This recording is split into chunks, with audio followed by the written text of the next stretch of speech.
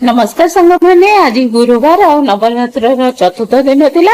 आज माँ पाखे मालपुआ भोग लगे से सकाल सकाल उठिकी मालपुआ निजे तैयारी करदे। आठी देखो मुझे दुआर बंध आ ठाकुर के सजे मालपुआ को देखी स्वामी कहले टे डालमा करने को मालपुआ और डालमा करके लंच रे हमर भात शाग भजा डालमा कोबी आलू पनीर आठी देखो मु कांदिया को चकुड़ी खाऊची भारी टेस्टी थिला कांदिया चकुड़ा।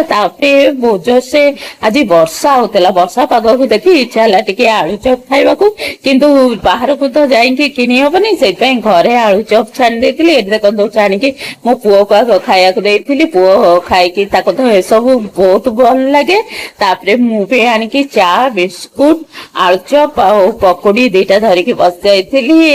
एमता पागरे पकोड़ी चा खाइबा बढ़िया टेस्टी लगता। आपण मानक मोर आज वीडियो टी भल लगे लाइक करेंगे, शेयर करेंगे, कमेंट करेंगे, मो चैनल को सब्सक्राइब करदे। Bye bye.